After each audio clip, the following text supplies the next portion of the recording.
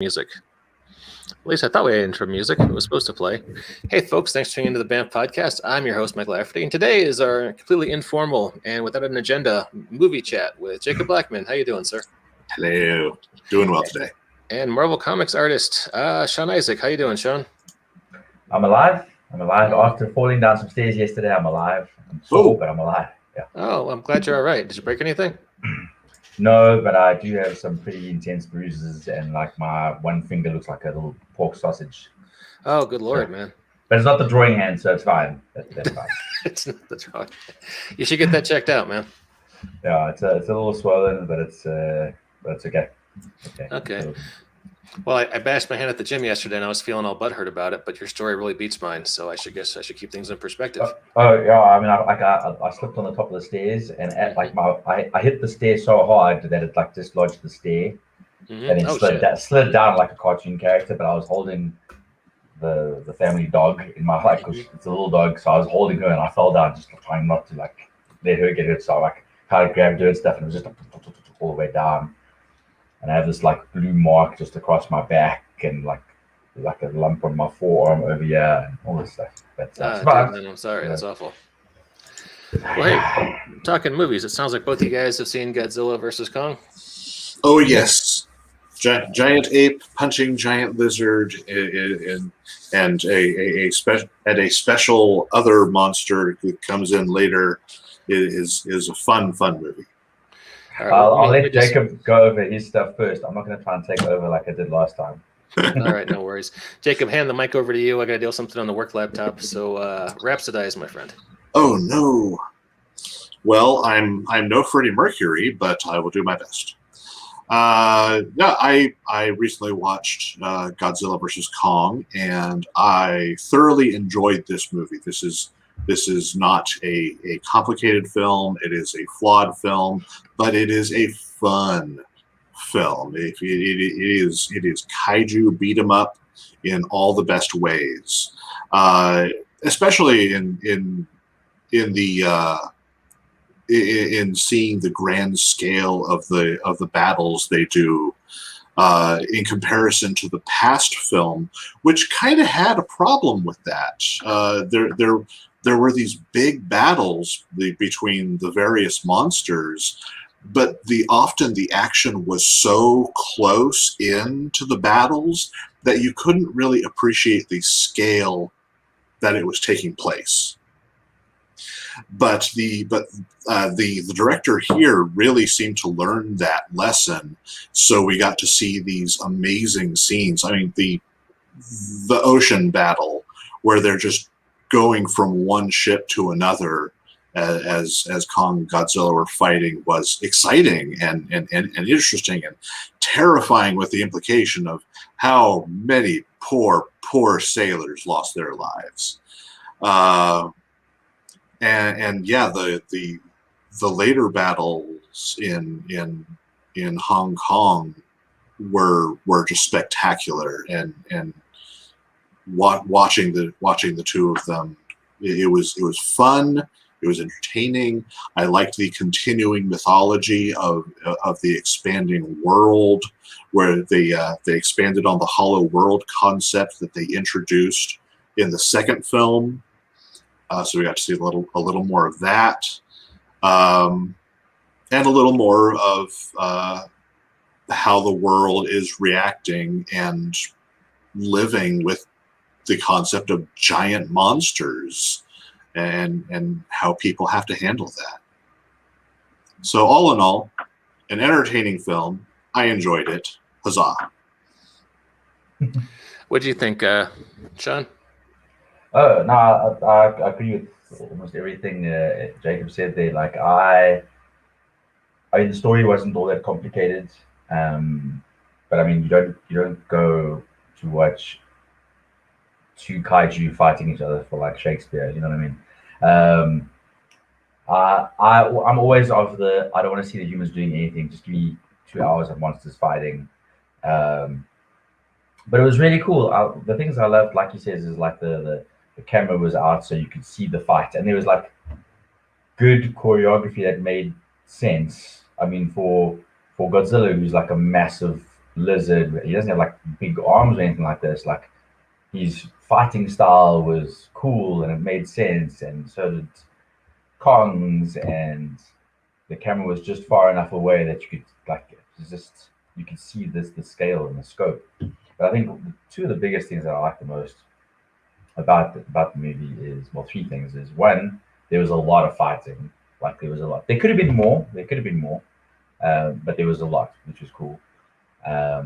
Secondly, the fighting wasn't covered up by tons of smoke and dust to cover up bad CGI like in both the other Godzilla movies. There was just so much smoke and dust and grayness. It just covered up everything, half the stuff you can see.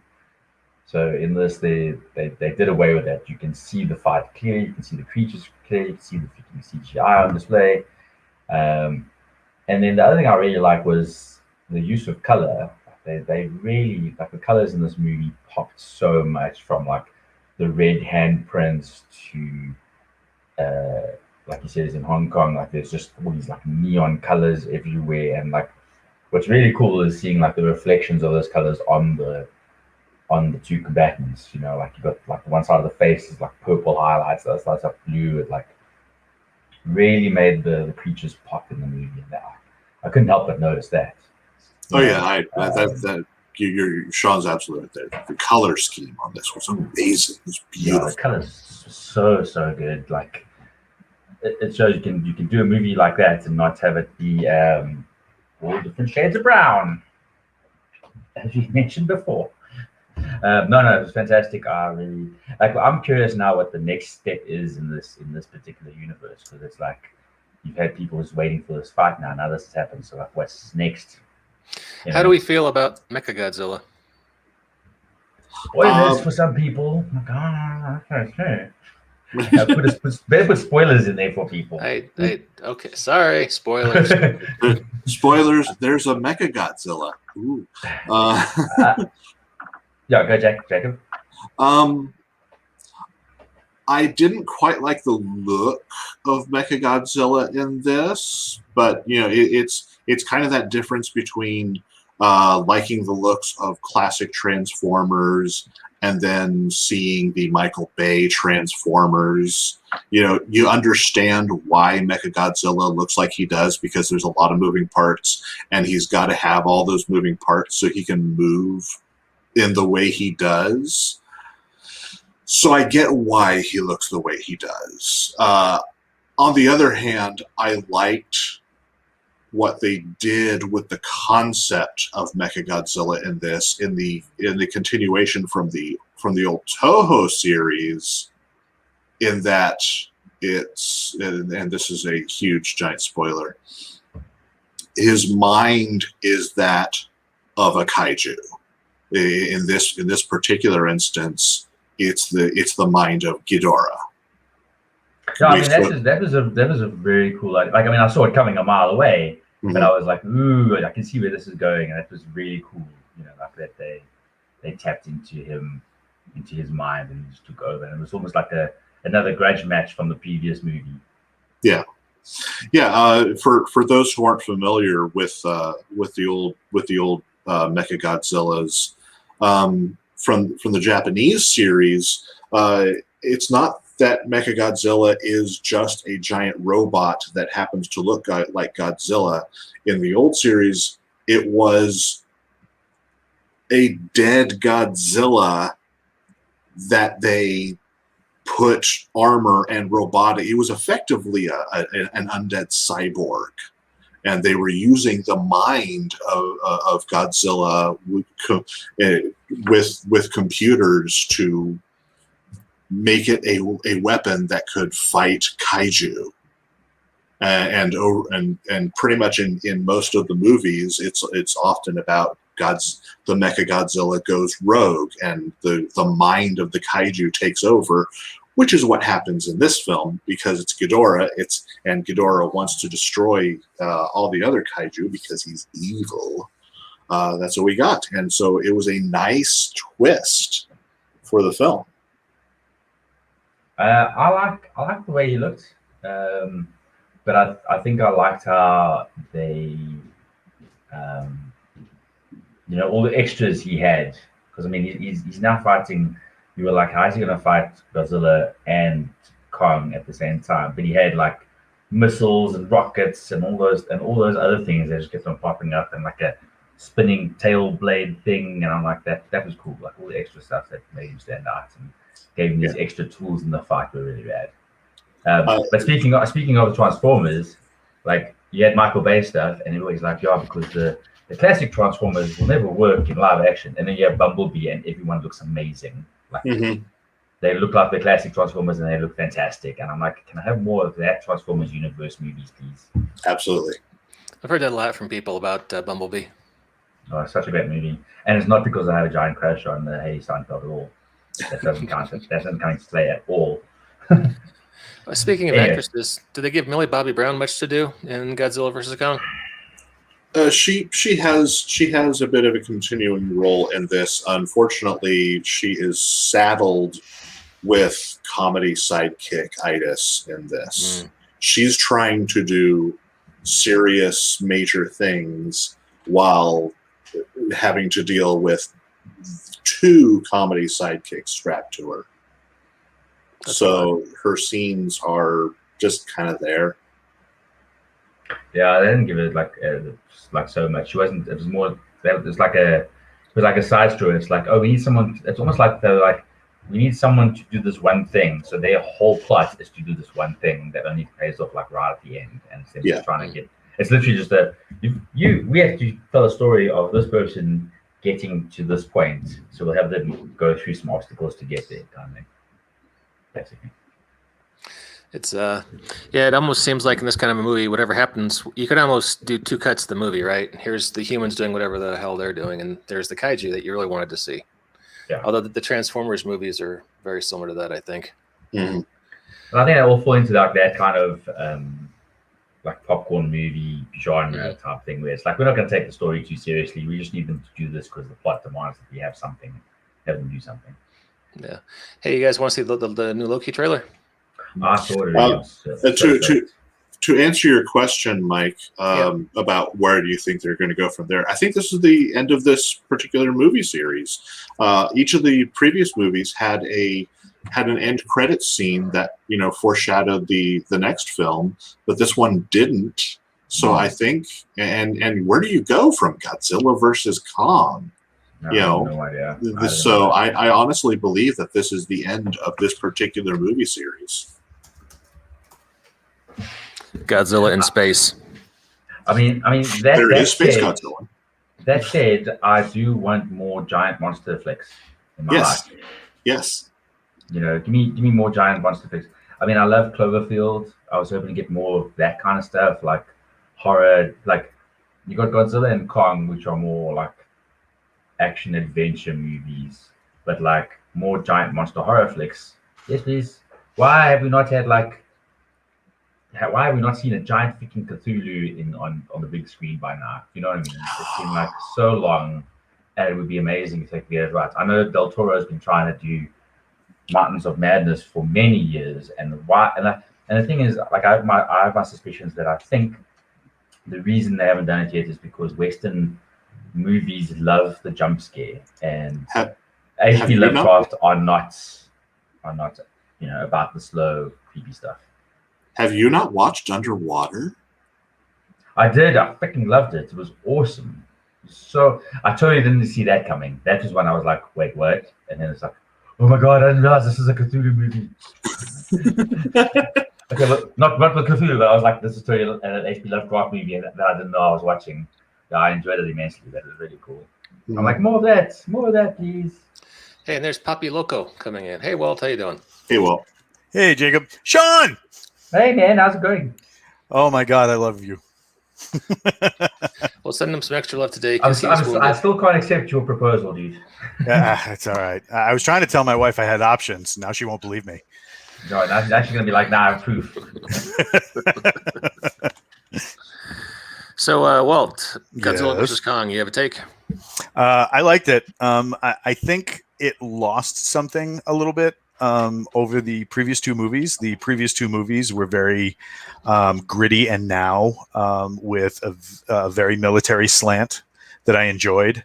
I think this one lost something because it really like embraced the suddenly we have anti-gravity and we have railgun and maglev technology that can, move things at 600 miles an hour through ungodly distances. And, we have repulsor engines.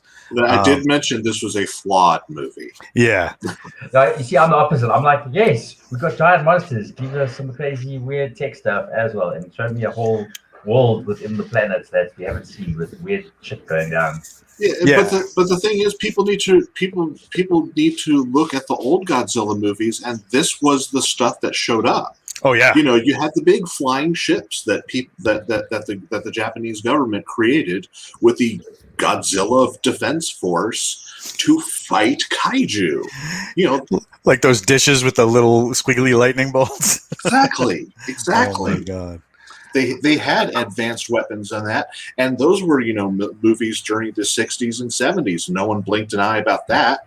Right. So why complain in the modern day? I was just thinking, where they can go from here?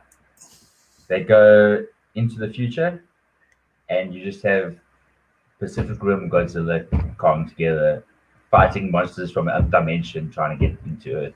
That's the shit I want to see. I am just so stoked when they dropped that like proof of concept trailer for Gamera a couple of years ago. I was like, please let this happen, and it never happened. I don't think I saw that. What?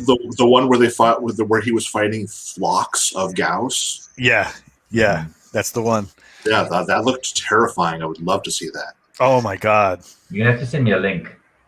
I can check that out. Well, we were just talking about how everyone wants to see Transformers kind of continue from Bumblebee and sort of leave alone that big cliffhanger from the other last Transformers movie. Unicron. Yeah. But they're not going to do it. But could you imagine Transformers fighting kaiju? That would be fun. Cool. I mean, because hell yeah, the Transformers backstory is as long as it's Bumblebee Transformers, not the other Transformers. Yeah, I hear you. I would love to have them do the whole IDW thing where it's G.I. Joe and Transformers. Speaking of IDW, they have the Ghostbusters license. You see that Ghostbusters clip that came out today? No. Oh, you guys want to see this? Hit it. All right, it's a whole lot of Paul Rudd. Just preparing you for that. Paul Rudd just makes life better. It just makes life better. Everything's better with Paul Rudd. Boy, I can't. This clip's all over. Oh, there it is. Just found it. It's short, just so you know. It's like a minute. Let's get the sound up. And this plays heavily towards Paul Rudd's strengths. Being immortal and awesome. Yeah, being immortal. Ageless. All right, here we go. You guys hear that? Mm-hmm. What's up with Paul Rudd and Baskin Robbins? There's some kind of connection there. I don't know, but now I want to. It's called advertising. Well, he was working for Baskin Robbins in the beginning of Ant-Man 2. Red velvet, blue velvet.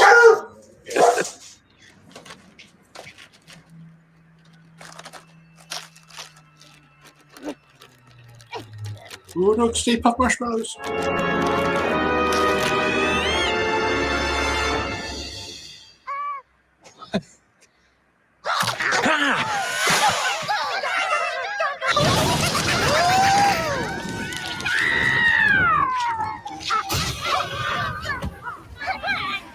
That's disturbing. Yeah. That's about as creepy a food scene as the food scene from Young Sherlock Holmes. I've got to say, I've been kind of. Oh, is that you, Walt? Okay. What's this? More Godzilla? More Kong? Oh, this is the Gamera thing you were talking about. Yeah. Back in the day. Oh my god, I would love that. Especially when he tucked in his little flippers and would fly from like rockets shooting out. Oh my god, it was awesome. So goofy. It's a classic. Like I'm just buy into this stuff, man. Just buy into it. I have a collection. I have a collected edition with all 18 of those films, dating all the way back to the 50s. Yeah, that was a jam back in the day. I preferred the Gamera films that they did in the 90s. I thought those were an excellent update to the series. Has there ever really been an RPG that captured the feeling of a kaiju movie?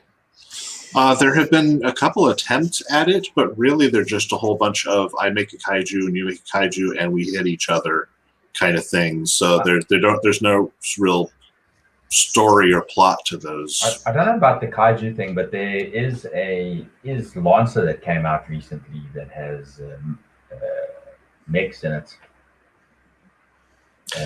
which looks quite interesting. You build your own mech and then you're like a mech pilot and stuff. I mean, I'm still busy. I have to read over it before I can run the game. So yeah, I'm gonna check that out. Looks quite cool. Yeah, there's a bunch of mech games. It's a well-served genre within tabletop RPGs.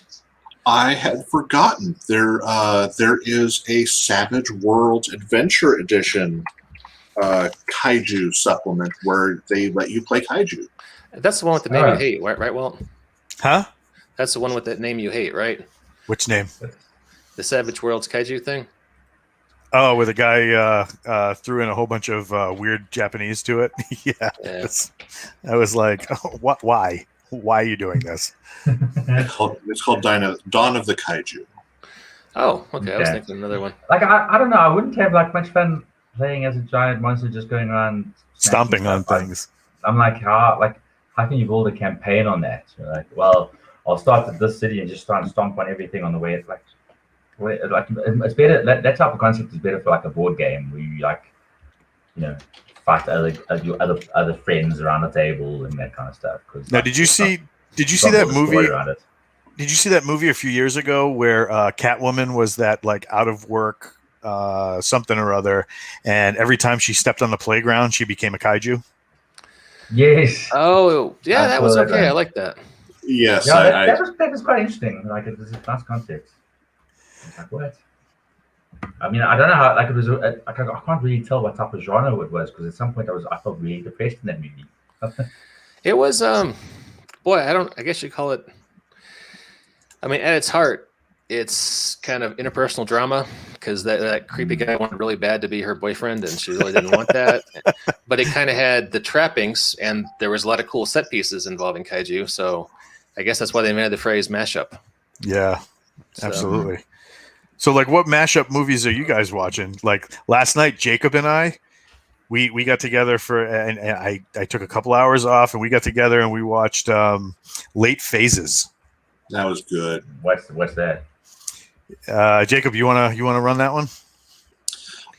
It is a film about a blind veteran who joins a retirement house community and discovers there is a werewolf taking out his neighbors. No way! I have to see this. It's so good. This movie gets right to the monkey. There's no like, what's going on kind of thing. It's just like moves in, werewolf attack. within 15 minutes of the film. Late Phases. And it has an amazing cast and is written by Eric Stoltz. Eric Stoltz? Yeah. Eric freaking Stoltz. Yeah, and the dude from The Last Starfighter is one of the residents. Mm-hmm. Robert Preston? Lance Guest. Oh. The star of Last Starfighter. I think I saw the trailer for this. 25. Easy. It reminds me of that place that we used to live in when I was a kid. Yes, I saw the trailer for this because it has that other dude in it. The dude from Empire Records.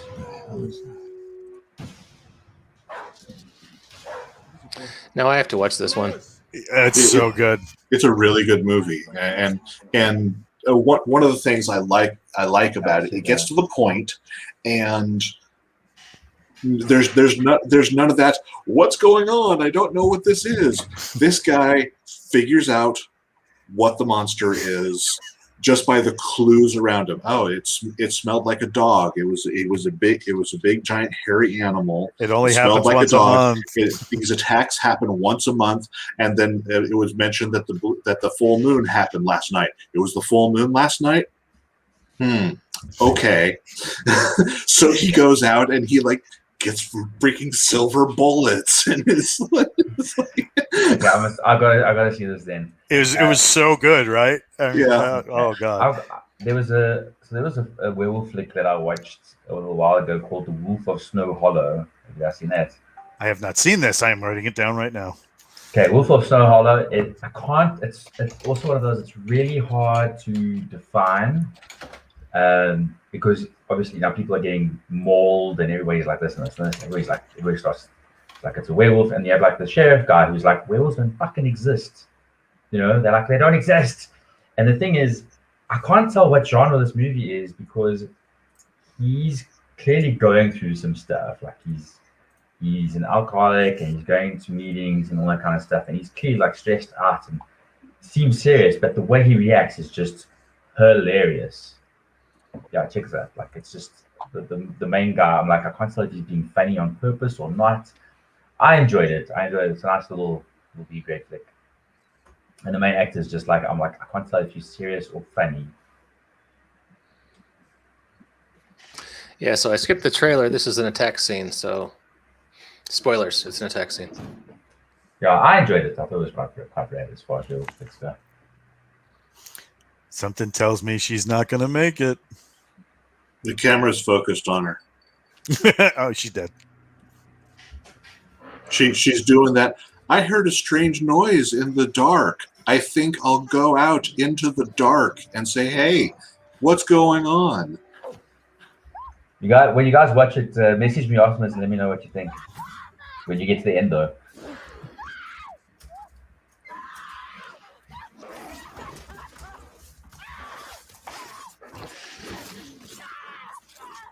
Oh, yeah, she's having a bad day. Thank God for that. Whoa! Whoa! I totally didn't see that. Oh. Back to this guy. Oh.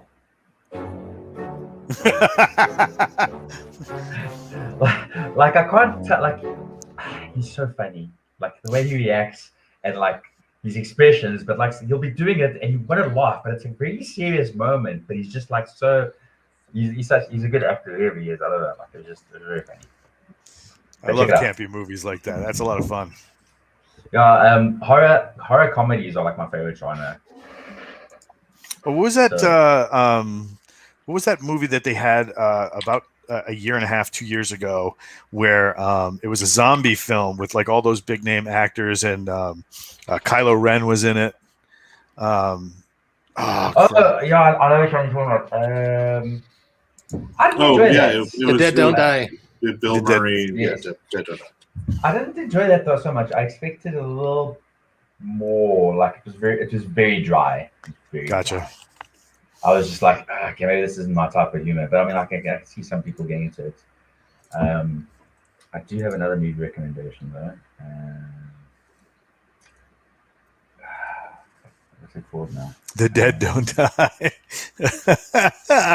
Yep, that would be it. You know, but like it all harkens back to like Lost Boys. You know, at the end of the movie where the old dude is like, you know, that's been always the problem with Santa Clara. All the damn vampires. Damn vampires. And it's still a classic. And it's like, dude, you couldn't have told us that before we moved in. Yeah, keep that out of the brochure, I think. Oh, Danny Glover. Danny Glover. He makes everything better. Yes, he does. Lando freaking Calrissian. No, that's somebody else. You're thinking Donald Glover. I am. Sorry. No, Danny Glover was the guy from the Lethal Weapon movies. Oh. Yeah, I'm too old for this shit. Hey, look, it's the ancient one.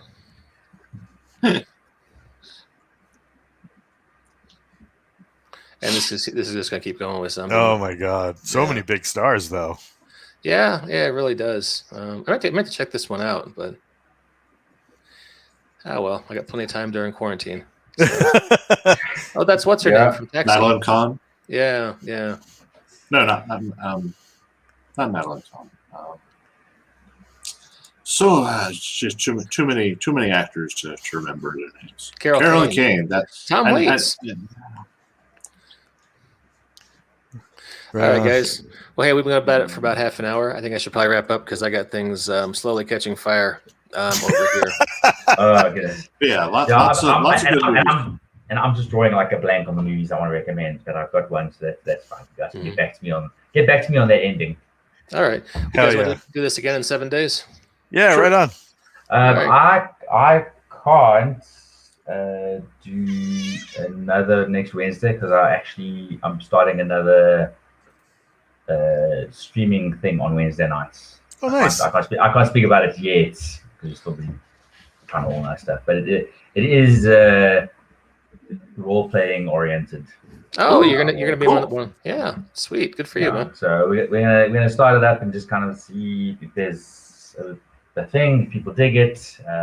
Like role playing, sort of like a D&D live stream thing, whatever. So, if it's Marvel Comics related, I'll definitely be watching. No, it's D&D. Okay. My Marvel stuff I can't share at the moment. Like I've shared a little bit, but still just chugging away at this FF book. Well, do you want to try Tuesday, same time?